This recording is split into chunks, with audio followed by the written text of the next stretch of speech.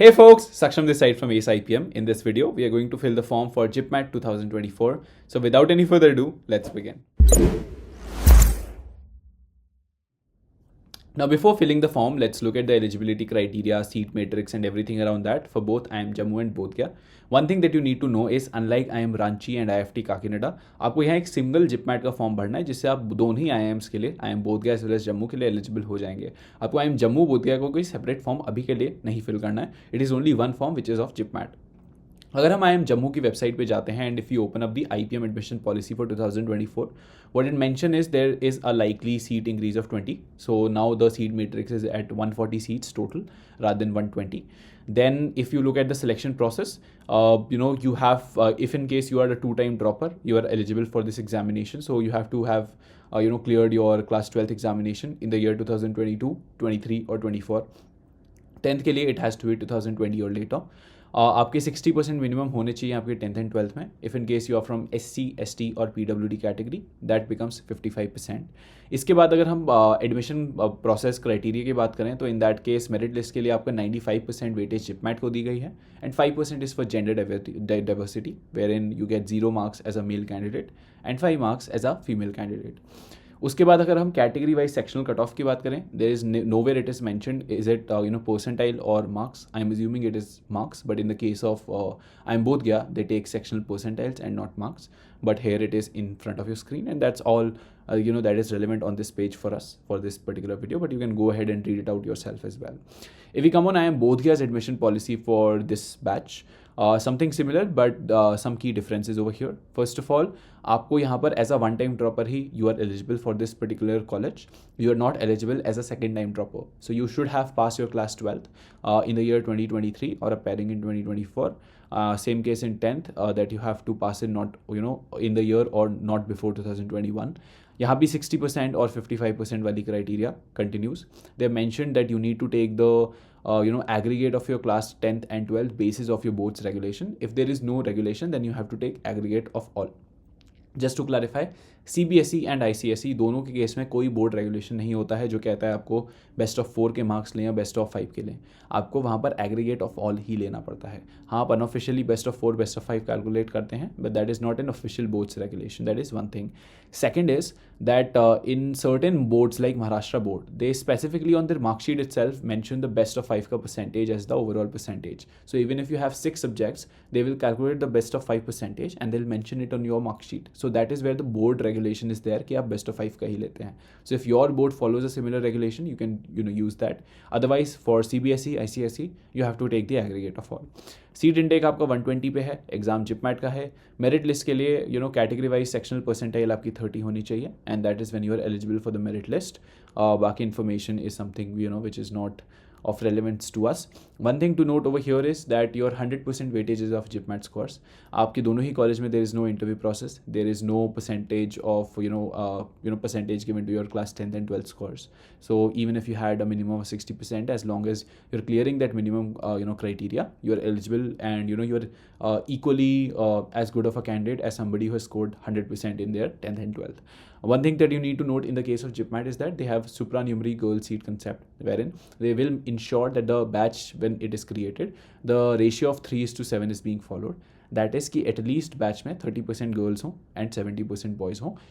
So if in case final merit list आती है and in the top 100 candidates there are 80 guys and 20 girls, so in that case for girls cut off थोड़ी सी नीचे जाएगी so that the final ratio becomes 30 girls and 70 guys. अगर वो already 30 से ज़्यादा है नंबर तो in that case cut off same चलेगी. So that's all that is there in terms of JIPMAT's admission criteria as well. अब हम directly जाके JIPMAT का फॉर्म भर सकते हैं. So if you look at the JIPMAT's information bulletin, some important informations over here. As you would already know, it's a paper which has 100 questions and 150 minutes. There's no sectional time limit. There are 33 questions for quants, 33 for DI and LR, and 34 for verbal ability. You have 4 marks for every positive answer, correct answer, and -1 for every wrong answer. So that is how it works. Syllabus भी basic यहाँ पर दिया हुआ है, elaborate way में नहीं दे रखा है. So that is there.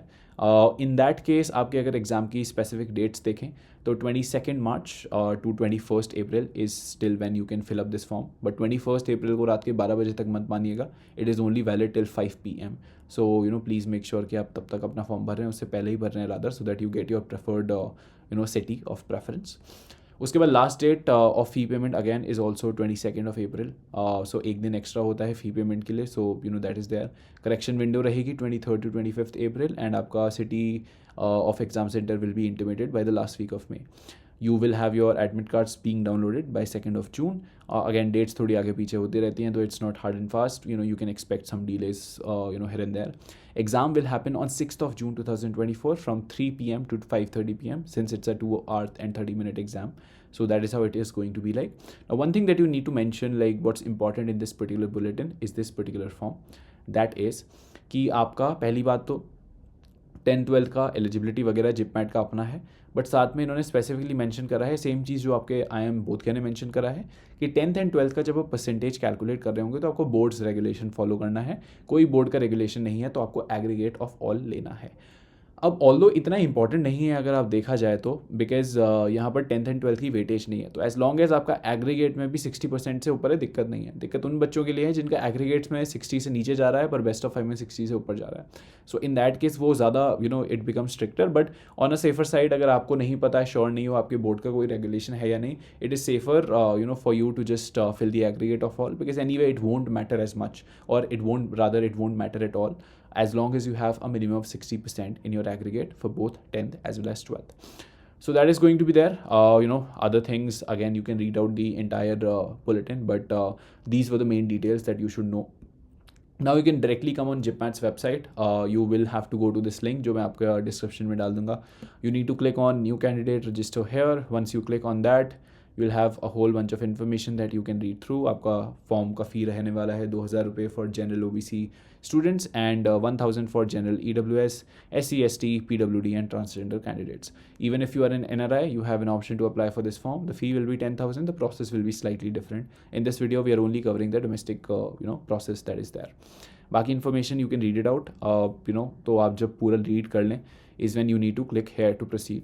जब आप ये सारी चीज़ें कर लेंगे तो आपके सामने ये स्क्रीन आएगी. Now you have an option of filling up with any one of your identity proofs so that you can register for this exam. अगर आपके आधार में आपका मोबाइल नंबर अटैच्ड है, वेल एंड गुड. नहीं है तो प्लीज़ करवा लें. अगर अटैच है तो सीधा बेस्ट ऑप्शन है कि आप यहाँ पर लिखें जो फर्स्ट वाला ऑप्शन है, I have an Aadhaar and wish to create my login through Aadhaar. And आप जैसे ही वहाँ पर आधार नंबर डालेंगे एक OTP आ जाएगा आपको आधार की तरफ से. आप OTP डालेंगे तो आप लॉगिन कर पाएंगे. मैंने आधार से करा है. आप बाकी इन्फॉर्मेशन बाकी चीज़ों से भी कर सकते हैं. फॉर एग्जांपल पैन कार्ड हो गया, पासपोर्ट हो गया, अकेडमिक बैंक ऑफ क्रेडिट तो आपका नहीं बना हुआ होगा, डिजी लॉकर अकाउंट में आपका आधार डला हुआ है, तो ये सारी चीज़ों से आप लॉगिन कर सकते हैं. पर अगर आपके आधार में आपका मोबाइल नंबर अटैच नहीं है तो प्लीज़ जाके जल्दी से करवा लें. Cool. Once you are done with that आपको आधार का ऑथेंटिकेशन हो जाएगा. उसके बाद स्क्रीन OTP आया, OTP मैंने डाल दिया, वैलिडेट कर दिया. उसके बाद पेज कुछ ऐसा खुलेगा. आपको बेसिक इन्फॉर्मेशन डालना है, your candidate's name, date of birth, ये सारी चीज़ें तो ऑलरेडी फेच कर लेगा वो आपके आधार से. बट आपका फादर्स नेम, मदर्स नेम आपको डालना पड़ेगा. आपका ईमेल एड्रेस डालना पड़ेगा. प्लीज़ सही वाला डालें, वो वाला डालें जो आप बार बार देखते रहते हैं. जेंडर हो गया. आइडेंटिटी टाइप में आप फिर से एक और आइडेंटिटी मांगेगा. मैंने अगेन आधार ही डाल दिया. Any other valid government identity with photograph के ऑप्शन पे मैंने आधार का नंबर डाल दिया. That should also be valid. उसके बाद आपसे मांगेगा आपका प्रेजेंट एड्रेस. तो आप अपना प्रेजेंट एड्रेस डालेंगे, मोबाइल नंबर डालेंगे अगेन जिस पे OTP आ जाए, both email as well as mobile, क्योंकि इसका OTP वेरिफिकेशन बाद में होगा. एंड अगर आप यहाँ पर टिक कर देते हैं सेम एज प्रेजेंट एड्रेस में तो वो आपका परमानेंट एड्रेस में भी सेम एड्रेस ले लेता है. डिफरेंट डालना है तो आप यहाँ डिफरेंट डाल सकते हैं. उसके बाद पासवर्ड आपसे चूज़ कराएगा. पासवर्ड अगेन इज़ समथिंग जो साइड में नोट करके एक बार रख लीजिएगा. जो भी कैरेक्टर का लिमिट वगैरह है वो चीज़ें फॉलो कर लीजिएगा. इससे पहले one more thing that I should have mentioned earlier was that जब आप फिल कर रहे होंगे एनीवे फॉर्म तब भी बताएगा, बट एक नोटिफिकेशन पॉप हो जाता है when you fill in the father's and mother's name that it has to be as per your class 10th marksheet. But यहाँ वापस आते हैं. आपने पासवर्ड डाला, सिक्योरिटी क्वेश्चन डाला, उसका आंसर डाला, वो चीज़ आपने याद करके साइड में कहीं रख ली. आपने उसके नीचे पिन डाला, उसके बाद सबमिट क्लिक करा. सबमिट क्लिक करने के बाद आपके पास पूरा एक फॉर्म खुल के आ जाएगा. आप एक बार फिर से इन्फॉर्मेशन टैली कर लीजिएगा, सारी इन्फॉर्मेशन ठीक है या नहीं है. तो सब में kindly verify all the particulars में सारे चीज़ों को टिक मार्क करिए, आई एग्री को टिक करिए, सबमिट एंड सेंड OTP पे क्लिक कर दीजिए. जब आप OTP वेरीफाई कर लेंगे अपने ईमेल से, तो उसके बाद आपके पास कुछ ऐसा एक ईमेल आ जाएगा जिसके अंदर आपका होएगा एप्लीकेशन नंबर। आपको एप्लीकेशन नंबर लेना है और फिर यहाँ पर आके लॉगिन करना है। इस फॉर्म में आप यहाँ पर लॉगिन कर देंगे अपना एप्लीकेशन नंबर, पासवर्ड डाल के, और नीचे ये जो पिन आ रहा है, एंड उसके बाद आपका बाकी का प्रोसेस चालू होगा। So let me quickly do that. So once you log in, आपके सामने पोर्टल कुछ ऐसे खुलेगा। You need to click on complete application form. तो आपका जो एप्लीकेशन फॉर्म है वो खुल जाएगा। कॉन्टैक्ट डिटेल्स पे आप जाएंगे, right, just let me go here. Contact details में जाएंगे तो बेसिक वही चीज़ आपसे कंफर्म करा लेगा कि आपने सही डाला या नहीं, आपने जो अभी पहले डाला था। पर्सनल डिटेल्स में अगेन सिमिलर थिंग्स, थोड़ी सी चेंजेस आएंगे। यहाँ पर कैटेगरी पूछ लेगा आपसे, आपका PWD स्टेटस पूछ लेगा। उसके बाद आर यू डायबिटिक और not, again mode of preparation, इन सब चीज़ों से ज़्यादा फ़र्क नहीं पड़ता है। प्लेस ऑफ रेजिडेंस आप यहाँ पर वो चीज़ें डाल देंगे तो आपका पर्सनल डिटेल्स वाला सेक्शन भी हो जाएगा। एग्ज़ाम सेंटर डिटेल्स में आपके पास ऑप्शन है कि आप 4 प्रेफरेंस डाल सकते हैं। तो आप चारों प्रेफरेंस यहाँ पर डाल दीजिए अपने एग्ज़ाम स्टेट का और सिटी का, और उसके बेसिस पे आपको मिल जाएगा। मोस्टली बच्चों को फर्स्ट या सेकंड मिल जाता है, थर्ड फोर्थ तक तो नहीं जाता है। उसके बाद अगर आप देखेंगे फादर और मदर का एजुकेशन है और फादर मदर का ऑक्यूपेशन है, आप डाल दीजिए। उसके बाद एनुअल इनकम यहाँ पूछा हुआ है, कोई हार्ड एंड फास्ट रूल नहीं है। एनुअल इनकम एग्जैक्ट होने की ज़रूरत नहीं है, आप अपने पेरेंट्स से पूछिए, एक रफ एस्टिमेट यहाँ डाल दीजिए। One thing that you should ideally you should already know that, but if you're applying from NC-OBC and EWS, तो वो एनुअल इनकम 8 लाख से कम ही होनी चाहिए। बिकॉज आप 8 लाख से ऊपर एनुअल इनकम क्लेम कर रहे हैं, तो फिर आप NC-OBC एंड EWS यूज़ ही क्यों कर रहे हैं? बिकॉज उधर ही अपर कैप 8 लाख का है, राइट। फॉर अदर्स उसके ऊपर है नीचे है, उससे इतना फ़र्क नहीं पड़ता है। And these information pointers are there only for a survey, and this is not specifically going to decide whether you are getting in that college or not. So इतना ज़्यादा लोड मत लीजिएगा इस चीज़ का।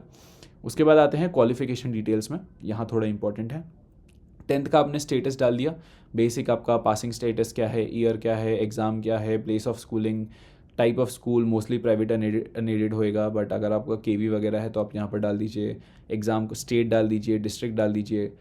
बोर्ड में CBSE डालिए, दोस्त CBSE international है और central board of secondary education है। मोस्टली आपका unless you are an international student, वो CBSE रेगुलर वाला होएगा तो वही डालिएगा।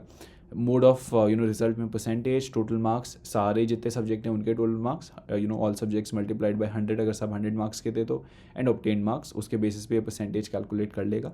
प्लीज़ मेक श्योर यहाँ पर आप एग्रीगेट डाल रहे हो, अनलेस एंड अनटिल आपके बोर्ड की कोई रेगुलेशन हो। CBSE and in the case of ICSE कोई रेगुलेशन नहीं होता, दोनों के केस में आप एग्रीगेट ऑफ ऑल डालेंगे। रोल नंबर आपके 10th की मार्कशीट का, स्कूल का name and district and school का पिन कोड। सेम चीज़ आपको 12th में करनी है। अगर आप 12th अभी दिए हैं तो आप अपेयरिंग डालेंगे, 24 डालेंगे। क्वालिफाइंग एग्जाम में बहुत सारे ऑप्शन है, बहुत कन्फ्यूजिंग है, but most of you are going to choose the first option which is pass the +2 level examination in the 10+2 pattern of examination from any recognise central और state board. उसके बाद place of schooling urban rural में से आप choose कर सकते हैं। Type of school वगैरह ये सबसे फिर से वही इन्फॉर्मेशन है, बस आपसे यहाँ पर आपसे टोटल मार्क्स, ऑब्टेन्ड मार्क्स नहीं मांग रहा है क्योंकि आपने अभी एग्ज़ाम दिया है, आपका रिजल्ट नहीं आया है। जब आप ये चीज़ डाल देंगे, आपने अपलोड करने हैं डॉक्यूमेंट्स। 2 ही डॉक्यूमेंट मांग रहा है एज ऑफ नाउ, एक है फ़ोटो, एक है सिग्नेचर। वाइट बैकग्राउंड के साथ प्रेफरेबली अपना फ़ोटो डालिएगा, और जो फोटो आपने इंदौर वगैरह फॉर्म में डाला है, सेम फ़ोटो सेम सिग्नेचर आप यहाँ पर डाल सकते हैं। उसके बाद आता है फाइनल सबमिट। जितनी भी इन्फॉर्मेशन है एक बार फिर से चेक कर लीजिए, पेरेंट्स से चेक करवा लीजिए। जब आपने पूरा वेरीफाई कर लिया है, मेक श्योर कर लिया है हर एक इन्फॉर्मेशन पीस जो आपने डाला है that is 100% accurate, is when you come down, आप यहाँ पर एक सबमिट का बटन आपको दिख जाएगा, फाइनल सबमिट। आपने वो फाइनल सबमिट दबा देना है। आपसे एक मोबाइल OTP वेरिफिकेशन भी कराएगा, मैंने ऑलरेडी कर दिया है तो मुझसे नहीं मांग रहा है, बट उसके बाद आपने यहाँ पर सारे चीज़ों को टिक मार्क करना है कि आपने ये जो चीज़ें डाली हैं ये सब सही हैं, क्योंकि इन सब में कोई भी चेंजेस नहीं होंगे। No change will be permitted once the registration form is submitted at any later stage of examination, right. तो ये चीज़ें आपके मोस्ट प्रॉब्ली करेक्शन विंडो में भी चेंज नहीं हो सकती। फाइनल सबमिट कर देंगे, ओके क्लिक कर देंगे। अब बचता है सिर्फ फ़ी पेमेंट। तो फ़ी पेमेंट के लिए आपने कुछ नहीं करना है, पे नाउ पे क्लिक करना है। पे नाउ करेंगे तो आपका 2 पेमेंट गेटवे आ जाएंगे। ऐसा नहीं है कि आपको HDFC बैंक या SBI बैंक से पेमेंट करना है, these are just payment gateways. आप HDFC पे क्लिक करके भी किसी भी बैंक, किसी भी UPI से पेमेंट कर सकते हैं। फॉर एग्जांपल यहाँ में UPI, net banking, debit card, देखिए UPI में भी मतलब नेट बैंकिंग में ICICI वगैरह सारे ऑप्शन आएंगे, तो आप उसके बेसिस पे पेमेंट करेंगे। पेमेंट सक्सेस का आपको नोटिफिकेशन आ जाएगा, फॉर्म आपको दिखा देगा, form has been accepted confirm, तो आपका सही है। अगर पेमेंट के बाद आपका अमाउंट डिडक्ट हो जाता है बट अभी फिर भी पेमेंट पेंडिंग दिखाता है तो एक बार मेल कर दीजिएगा। ब्रोशर के अंदर आपको जो बुलेटिन है उसके अंदर कुछ इन्फॉर्मेशन है पेमेंट के बारे में तो वो देख लीजिएगा और उसे सॉर्ट कर दीजिएगा। बट मेक श्योर करिए ये चीज़ आप एटलीस्ट एग्जाम फॉर्म खत्म होने के एक हफ्ते पहले कर रहे हैं, so that if there is any issue that arises आप उसे टाइमली सॉर्ट कर सकें, लास्ट मिनट कोई रश ना हो, लास्ट मिनट सर्वर में कोई इशू आता है तो उससे आपको कोई दिक्कत ना हो। That's about it. कोई भी दिक्कत होती है you can drop it down in the comment section. हमारा एक्सेलरेट बैच चल रहा है ऑन फुल स्विंग, आपको ज्वाइन करना है then you can, the link will be down in the description as well. I hope to see you in another one. Till then, stay safe, take care, all the best, and bye bye.